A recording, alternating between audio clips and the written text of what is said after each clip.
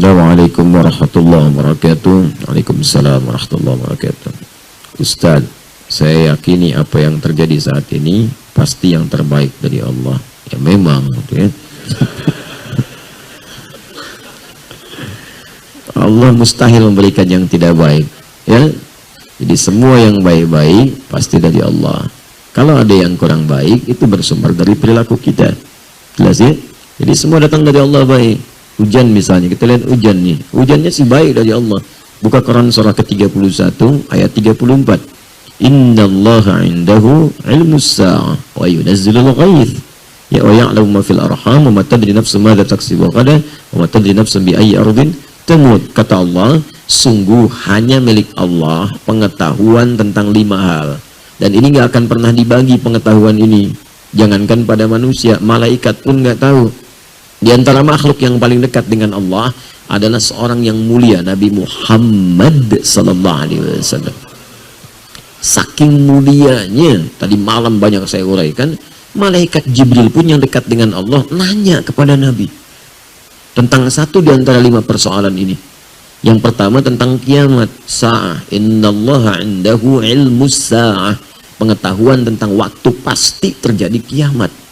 Di Quran itu banyak, yaumul akhir ada, yaumul qiyamah, yaumuddin. Tapi ketika menunjuk waktu, diksinya berubah menjadi sa'ah.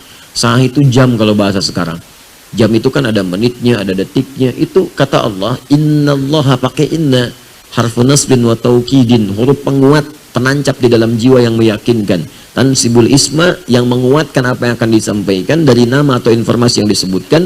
Wa tarfa'ul khabara, dan mengangkat peristiwa untuk diketahui kemudian oleh kita hukumnya. Ya, mabniun 'alal fathi la mahalla lahu minal i'rabi. Ya, didasarkan pada fathah, pembuka, diketahui, dibuka supaya paham kita. Ya, jadi innallaha, sungguh aku yakinkan, kata Allah. Tanamkan keyakinan ini pada jiwamu. Demikian cara menerjemahkan ini ilmu nahwu. Tanamkan keyakinan pada jiwamu, jangan pernah ragu, kata Allah. Indahu ilmus sa'ah, hanya milik Allah pertama pengetahuan tentang kiamat. Kapan terjadi kiamat? Waktunya, jamnya, menitnya. Nggak ada yang tahu.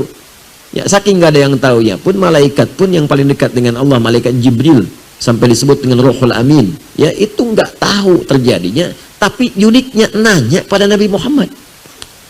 Tuh, jadi kemuliaan Nabi Muhammad sampai malaikat turun nanya sama Nabi. Itu diabadikan di hadis Muslim, nomor hadis yang ke-8. Lalu kemudian disampaikan kembali, dinukil oleh Al-Imam An-Nawawi dalam kitabnya Al-Arba'in itu, ya, dari 42 hadis, nomor hadis yang kedua. Ya, tentang hadis Islam, iman dan ihsan itu. Ya, dan kalau kita bacakan cukup panjang. Ya, an Abi Hafsin Umar bin Khattab radhiyallahu taala anhu qala bainama nahnu julusun inda Rasulillah sallallahu alaihi wasallam ittala alaina rajulun shadidu bayadi thiyabi shadidu sawadi sa'di la yura alaihi atharu safari wa la ya'rifu minna ahadun fajalasa ila an-nabi sallallahu alaihi wasallam. Ya, kemudian apa? Fa asada rukbatayhi ila rukbatayhi wa dhaqa fa ila fakhidhihi fa qala ya Muhammadun akhbirni anil Islam. Faqala Rasulullah sallallahu alaihi wasallam, al-Islam an tashhadu an la ilaha illallah wa anna Muhammadar Rasulullah wa tuqima as-salata wa tu'ti az-zakata wa tusuma Ramadan wa tusuma Ramadan tahujjal baita li istata'a ila sabila. Qala sadaqta. Ya, fa wajibna yas'aluhu fa yusaddiquhu. Fa akhbirna 'anil iman, fa akhbirna 'anil ihsan. Terakhir kemudian bertanya tentang kiamat. Ya, datang seorang laki-laki kepada Nabi sallallahu alaihi wasallam. Ya, tiba-tiba orang ini tidak kelihatan dari mana datangnya. Bagus putih bajunya, tersisir rapi rambutnya. Datang kepada Nabi, tiba-tiba mengambil saf terdepan sampai lututnya berhadapan dengan lutut Nabi sallallahu alaihi wasallam. Nah, ini adab dalam menuntut ilmu. Malaikat Jibril menyamar jadi seorang penuntut ilmu, datang kepada Nabi di antara halaqah Nabi sallallahu alaihi wasallam. Kalau mau datang kepada majlis ilmu pakai pakaian yang bagus. Malaikat nyamar mau datang ke majlis ilmu, datang pakai baju yang bagus. Anda malaikat bukan datang majlis ilmu pakai kaos oblong. Ya, datang yang bagus, pakai yang baik. Kemudian datang ambil saf paling depan. Saf paling depan itu fokusnya tinggi, mic-nya mati, kedengaran tetap. Fokus tinggi. Ya, mau ngantuk tahan-tahan saf depan. Ya, ya. Mau bikin status susah, mau selfie malu, dan dia. Anda ngambil posisi yang strategis hanya untuk urusan dunianya, memang dapat juga, cuman fokusnya nggak akan maksimal. Ya, posisi terbaik nih dekat tembok. Nah, kena kipas angin, plek tidur aja kan. Aduh, selesai doa, sarapan pulang gitu. Baik, datang. Kemudian bertanya pada Nabi tentang perkara Islam, iman, ihsan. Setelah itu nanya mata sa'ah. Sa'ah kalimatnya. Kapan waktu tepatnya terjadi kiamat? Nanya. Kata Nabi, mal mas'ulu anha bi'alama minas sa'il. Yang ditanya tidak lebih tahu daripada yang bertanya. Anda kan lebih dekat dengan Allah. Tanya saya, kan? Baik. Nah, ini gambaran untuk juga dalam ilmu hadis ada yang menjelaskan supaya ini disampaikan kalimat dari Nabi menunjukkan asal sanad informasinya. Ini menunjukkan Nabi nggak ngarang-ngarang sendiri. Bersumber dari Allah lewat malaikat yang membawa pesan. Jadi Nabi pun tidak tahu, ya, kemudian malaikat tidak tahu, hanya Allah yang tahu. Jadi kalau ada orang bikin isu tentang kiamat, gak usah didengar. Ya, kiamat terjadi tanggal sekian, bulan sekian, tahun sekian. Wah, kasihan masyarakat. Tahun 99 tuh saya di Garut posisinya. Ada yang bikin isu kiamat terjadi tanggal 9, bulan 9, tahun 99. Itu sebagian pasar sepi. Toko tutup. Nggak kejadian. Nggak kejadian. Begitu nggak terjadi, ada isu diundur tahun 2012. Tanggal 12 bulan 12 tahun 2012. Nggak kejadian juga, nggak akan ada. Nggak akan ada. Isu-isu itu benarnya, nggak akan ada benarnya. Hanya Allah yang jamin. Kedua, ghaith. Ya, ghaith hak Allah. Hanya Allah yang tahu tentang kepastian pengaturan cuaca, termasuk hujan. Di sini disebut ghaith. Makanya tidak ada kepastian cuaca, yang ada perakiraan cuaca. Perkiraan cuaca. Karena tidak diatur oleh Allah. Tapi yang paling menarik, pertama menggunakan kalimat yunazzil, bukan yunzil. Kalau yunzil, rata semua. Wa yunzilul ghaith, hujan semua. Begitu hujan, semuka bumi hujan, banjir jadi laut semua. Ya. Yunazzil bertahap, diatur. Ya, makanya unik hujan itu, Masya Allah. Sebelah sini hujan, sananya enggak. Ya, saya pernah di Tripoli waktu lagi jalan, hujan, gerak dikit, di sini enggak, sini hujan. Jadi kita tuh lihatin, ya Allah, Akbar. Allah, Masya Allah. Di sini enggak, situ hujan. Batas saja begini. Ini enggak, situ hujan. Ya, pernah ada kejadian tuh di salah satu di Indonesia, wilayah Depok. Di rumah dia aja yang hujan, yang lain enggak.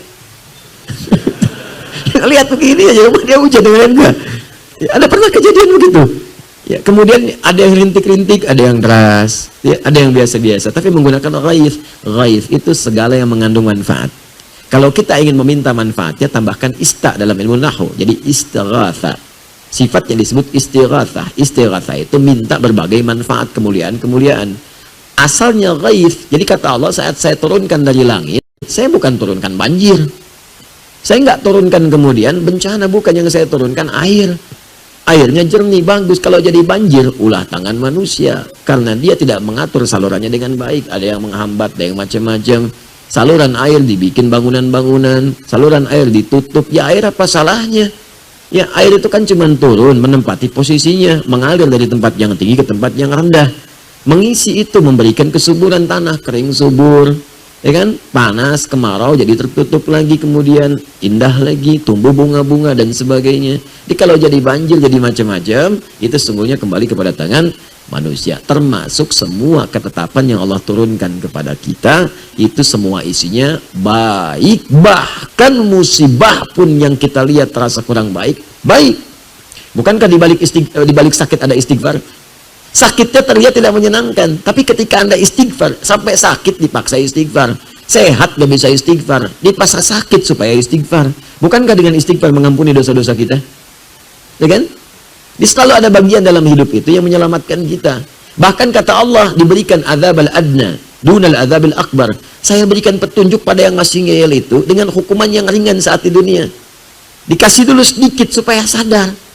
Supaya dia ingat, jangan sampai pulang ke akhirat lebih banyak menderitanya. Makanya pelaku maksiat kadang-kadang mengalami musibah, mengalami bencana, supaya sadar bahwa perbuatan itu salah. Ya, ada orang terpikir berbuat maksiat, kepleset, dikasih pleset oleh Allah supaya sadar, jangan melangkah ke sana. Ada yang bannya meletus tengah jalan, ya kan, mau berbuat maksiat, ya datang ke tempat maksiat, belum pernah bermaksiat, tiba-tiba kepleset, ban meletus, ya. Ada yang kemudian hatinya gelisah tak karuan. Ada yang tiba-tiba kedatangan tamu, ada yang mengingatkan, itu supaya dicegah berbuat maksiat. Di semuanya baik yang datang dari Allah.